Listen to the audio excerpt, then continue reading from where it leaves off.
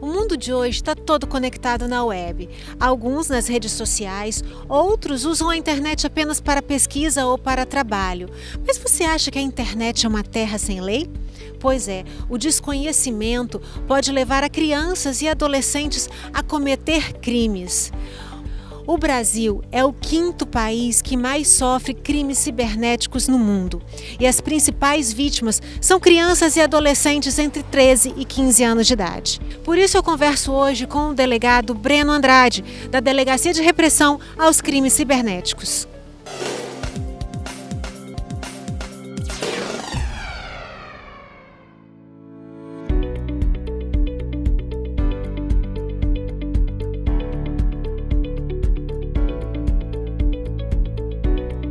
Delegado, e o que são crimes cibernéticos? Crimes cibernéticos são aqueles crimes cometidos em ambiente virtual, geralmente utilizando-se da internet, muitas vezes cometidos através ou por um smartphone, computador ou um laptop. Em síntese, é isso. Todas as vezes que a gente acessa a internet nos nossos dispositivos, nós podemos sofrer um crime cibernético. E qualquer pessoa pode cometer crimes, inclusive crianças e adolescentes? Quaisquer pessoas podem cometer crimes cibernéticos, muitas vezes até mesmo sem saber que estão cometendo um crime cibernético. Inclusive aqui na delegacia, quando nós vamos ouvir alguma pessoa, algum suposto autor de crime, as pessoas acreditam que não estão cometendo um crime. Por exemplo, estão expressando uma opinião ou que aquela determinada atitude não estava relacionada no Código Penal, na legislação penal, na lei. Então, as pessoas às vezes cometem um crime sem saber, mas lembrando, a lei não dá essa faculdade, não dá essa possibilidade. A pessoa não pode se eximir de ser responsabilizada alegando que desconhecia a lei. Então, isso independe. O senhor pode dar um exemplo para a gente? Por exemplo, às vezes a pessoa vai expressar uma opinião e acaba extrapolando o direito dela de expressar a opinião. Ofendendo a pessoa. E a gente já recebeu pessoas aqui falando que estavam apenas expressando opinião. Não, tudo tem um limite. O seu limite não pode ferir o direito de terceiro. A partir do momento que está ferindo o direito de terceiro, você está cometendo um crime, bem como também um ilícito civil, podendo ser responsabilizado por um dano moral. E quais são os principais crimes que as crianças e adolescentes muitas vezes cometem sem até saber que estão cometendo? Os principais crimes que nós vemos aqui na delegacia são as famosas páginas no Facebook ou Instagram chamadas de Explana Geral. São grupos, às vezes, de escolas, os quais as crianças e os adolescentes estudam e criam esses grupos em redes sociais de Explana Geral, com o nome Explana Geral, e nesses grupos começam a colocar foto dos colegas de sala, foto dos professores da sala, da sua turma, e começam a fazer comentários depreciativos, xingamentos, apelidos, falando que a fulana de tal fica com um monte de garoto na escola, falando que o outro garoto é gordo. Então a gente verifica mais crianças e adolescentes cometendo esse tipo de delito, e também a gente pega alguns adolescentes com vazamentos de fotos íntimas, tiram fotos íntimas dos companheiros enquanto tem um relacionamento. Quando termina esse relacionamento, divulgam essas fotos íntimas aí no ambiente virtual. Então esses são os principais. E para ter acesso a redes sociais, para participar, quando você está fazendo o cadastro, tem ali uma idade mínima, né? O porquê dessa idade mínima se ainda são crianças? Geralmente, via de regra, a idade mínima que os sites estipulam são 13 anos. Mas é só você clicar um botão para dizer que tem uma idade igual ou superior a 13 anos, e a gente vê isso que no mundo real as crianças às vezes acabam criando essas redes sociais. Lembrando também, os pais devem fiscalizar, embora eu tenha um posicionamento um pouco crítico em relação a isso, porque criança não tem que ficar colada em rede social de frente para o computador. Tem que brincar, estudar e fazer os seus afazeres para não ficar bitolada com aquele mundo virtual. Não é se tornar uma alienada no mundo cibernético. Hoje não é nem recomendado isso, porque tudo acontece na internet. Mas os pais devem fiscalizar, e se for uma criança muito nova não tem essa necessidade, até mesmo porque dependendo da idade e dependendo de fotos que você coloca nas redes sociais, pode ser um prato cheio para um pedófilo, por exemplo, pegar aquelas imagens e compartilhar em grupos de pedofilia também. E essa fiscalização, o senhor acha que deve haver diferença dos pais, né? Os pais devem fazer diferença entre fiscalizar um menino ou uma menina, ou de uma maneira igual? Olha, de uma maneira geral é a mesma forma. Obviamente, a gente vê pela questão da idade. Infelizmente, a gente vê que mais meninas são vítimas de crimes virtuais, meninos também, mas nesse caso mais pedófilos, Então, assim, agora no contexto de crimes contra a honra, por exemplo, nesse caso de grupos de esplana geral, que tem xingamento e palavrões, a gente vê assim meio que na igualdade. Os pais devem explicar para o filho que a atitude que extrapolar um convívio harmonioso é passível de crime, é passível de dano moral, uma responsabilização civil e também administrativa, ou seja, na esfera do ambiente escolar. Então isso que tem que ser levado para as crianças e adolescentes, ser redundante sim, frisar várias vezes, porque é importante que a pessoa não tenha que passar por um processo de responder, né, na polícia por um crime cometido no ambiente virtual. E quando esses crimes são praticados dentro da escola, a escola ela tem alguma responsabilidade? Porque não tem a ver com o contexto da escola, né? Não tem a ver com o contexto da escola, mas ocorrer num ambiente escolar. Sim, a escola tem responsabilidade. Inclusive, já lidamos com casos aqui na delegacia que a escola não tomou atitude ou tentou colocar ali a poeira por baixo do tapete, a sujeira por baixo do tapete. Isso não é recomendado, inclusive os diretores da escola, nesse tipo de situação, podem ser também responsabilizados. Então, sim, a escola tem a responsabilidade de levar os fatos à autoridade policial competente.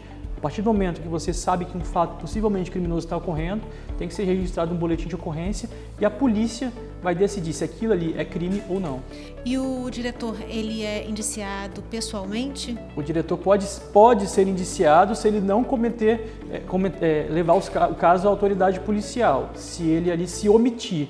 Aí sim ele pode ser responsabilizado criminalmente, mas lembrando, se ele levar o caso, se ele tomar as medidas cabíveis, chamar os pais, chamar o aluno, aplicar alguma medida administrativa, em tese não, até porque o diretor não tem o controle do que as pessoas estão fazendo ali no ambiente escolar.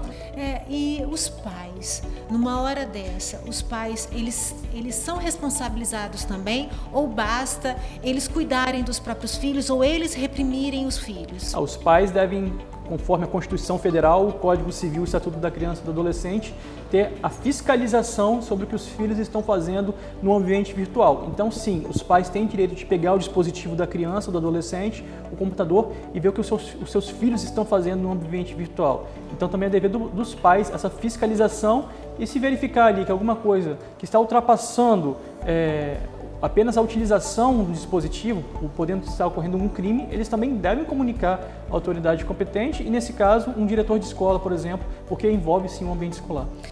Nós vamos agora para um rápido intervalo, mas antes eu quero te lembrar de ir lá no nosso canal do YouTube, Direito na Prática com Patrícia Botti. Faça a sua inscrição e ative a sua notificação. Direito na Prática, com Patrícia Botti. Oferecimento Vitória Esportes. Grupo Ponto 1. Pratique. FDV, a Faculdade de Direito de Vitória.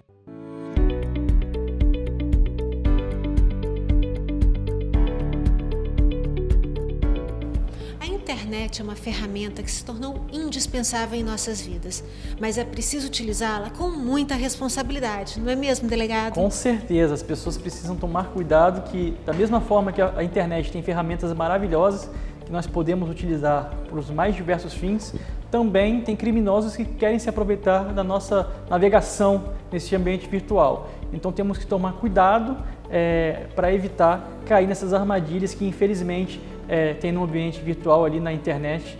Então, assim, segurança acima de tudo. Lembrando, nunca é 100% a segurança na internet, mas cabe a nós minimizar os problemas que podemos encontrar dentro dela. Pois é, não podemos achar que todo mundo é bonzinho e que quer o nosso bem, né? Não, de forma nenhuma. A gente nunca sabe quem está do outro lado do computador, do dispositivo de telefone, de smartphone que você está conversando ou tendo alguma relação de negocial, por exemplo.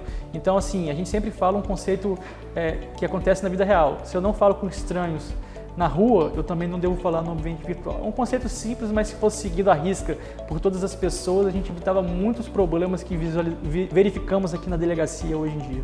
E qual é a penalidade que a criança e o responsável têm, até porque ela não pode dizer que desconhece a lei?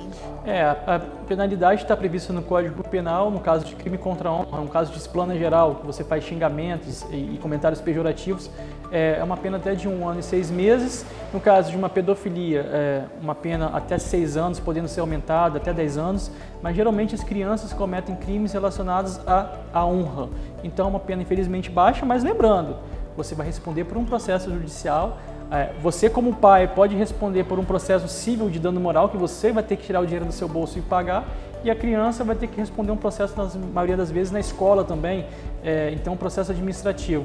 Então, levando em conta, civil, criminal e administrativo é uma dor de cabeça que ninguém quer passar e a gente recomenda evitar esses problemas com a justiça. Mas são processos no GCRIM?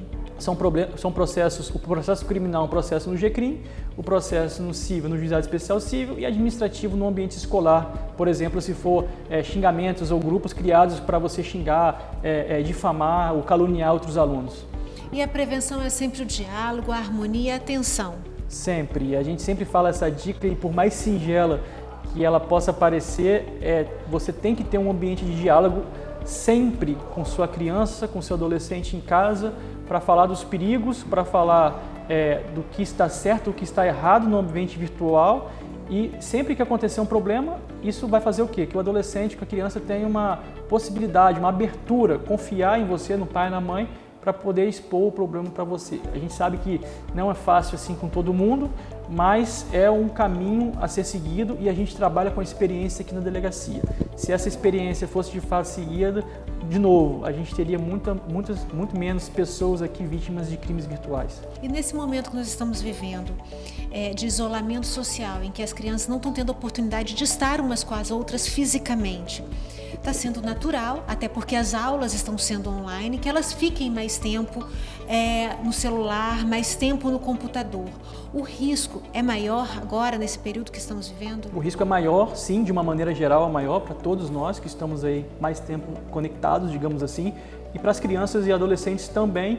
E aí a gente sempre leva para os pais essa questão, se interesse pelo que o seu filho está fazendo na rede mundial de computadores. Nós percebemos aqui na delegacia que muitos dos pais não se interessam pelo que os seus filhos estão fazendo e às vezes estão mais conectados do que a própria criança. E o que isso acarreta? A atenção que você não está dando, um pedófilo, por exemplo, ou um criminoso vai dar para o seu filho no mundo virtual. Então se interesse, verifique o histórico de navegação do seu filho na internet, instale programas de controle parental que vão permitir que o seu filho pode ter ou não acesso. E eu sempre falo, se você está pagando a casa, a internet, o celular e o computador, você tem sim o direito de fiscalizar e a criança não tem que achar ruim.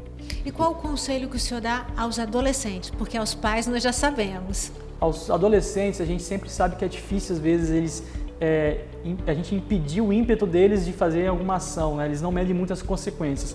Mas é sempre muito bom frisar que as suas atitudes, as suas ações vão ter uma consequência, muitas vezes graves, no ambiente virtual, no ambiente depois jurídico, no ambiente criminal. E eu sempre gosto de falar, o seu empregador lá na frente vai saber que você teve uma passagem por uma ameaça, por um crime contra a honra, porque ele com certeza vai consultar o seu histórico criminal. E fica a pergunta, ele vai preferir contratar quem? A pessoa que tem uma ficha limpa ou uma pessoa que tem uma passagem criminal? Ele não vai querer pagar para ver, porque a pessoa ali já tem o seu passado maculado. Então fica essa lembrança, essa dica, nunca trate como uma brincadeira, pare, pense, respire antes de você cometer uma atitude no Facebook, no Instagram, numa rede social, no WhatsApp, evitando. A gente sempre fala, ameaça, discussão, xingamentos no âmbito cibernético não servem para nada, só vai prejudicar você mesmo. Muito obrigada, delegado. De nada.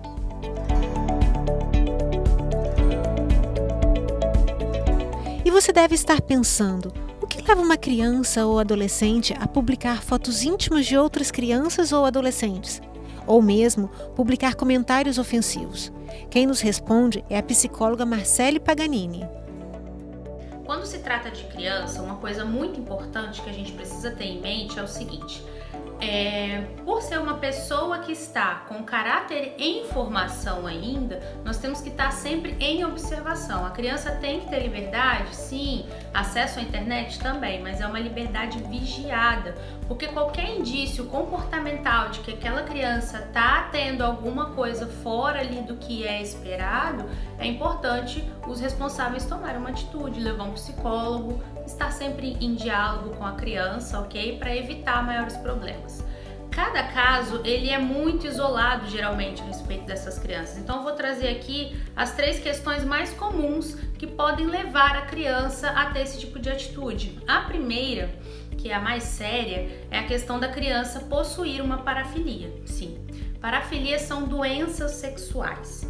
não é uma doença sexualmente transmissível, são doenças sexuais emocionais, são desvios sexuais. E criança, ela já tem sexualidade e ela dá indícios de parafilia. Se você tem algum indício, se você tem alguma dúvida em relação ao seu filho, o importante é levar ele a um profissional de saúde. A segunda questão é a questão cultural. Infelizmente, com esse grande acesso à internet, as crianças não estão sendo protegidas, estão tendo acesso a material sexual muito cedo, muito antes do esperado. E quando a criança tem acesso a material sexual, tem acesso a pessoas fazendo sexo antes da hora, é natural que aquilo ali desenquadre um trauma. O trauma, ele pode levar para a parafilia? Pode também, mas como também não pode. Para essa criança ter tido esse contato muito cedo e aquilo ali despertar curiosidade e aquilo ali fazer com que a criança, queira entrar naquele universo, ela pode acabar cometendo esse tipo de atitude na internet. E a terceira questão é a questão também da afetividade, que é uma das mais comuns. A criança ou adolescente fazem esse tipo de post, toma esse tipo de atitude só para ganhar afeto e atenção na internet, que são os famosos likes, que são o novo alimento emocional que está acontecendo na internet. O importante, gente, é ficar de olho no seu filho, seja criança, adolescente, e qualquer problema, qualquer desvio comportamental, praticar o diálogo e levar no profissional de saúde. Doutora Marcele, a criança que sofre violência sexual, ela vai ter dificuldades na vida adulta? Olha, e se tratando de psicologia, nada é categórico, nada é afirmativo que sim, nem que não. Mas o que a nossa experiência no consultório mostra é que crianças que são expostas a estímulos sexuais, que são abusadas sexualmente, elas geralmente trazem alguma marca disso aí para a vida adulta, se não tratado durante a infância. O importante é quanto mais cedo se tratar essa questão emocional com a criança, melhor vai ser a qualidade de vida que essa criança vai ter. E abuso sexual não é apenas a criança ser violentada, ela ser exposta a material pornográfico, ela ver adultos fazendo sexo, mesmo que acidentalmente. Existem pais e mães que fazem sexo na presença de bebês, isso aí já é traumático, já é um abuso sexual. Então é muito importante a gente estar ligado nesse tipo de situação, a gente proteger a criança para que no momento certo, quando a mente dela estiver preparada para aquilo, o sexo não venha a ser algo traumático, seja alguma coisa natural que vai fazer parte da vida adulta dela. Ficamos por aqui com mais um Direito na Prática. E para você rever este e outros programas, vai lá no nosso canal do YouTube, Direito na Prática com Patrícia Botti, e também nas nossas redes sociais, no Facebook e no Instagram, TV Direito na Prática. Muito obrigada pela tua audiência e até o nosso próximo programa. Direito na Prática, com Patrícia Botti. Oferecimento Vitória Esportes. Grupo Ponto 1. Pratique. FDV, a Faculdade de Direito de Vitória.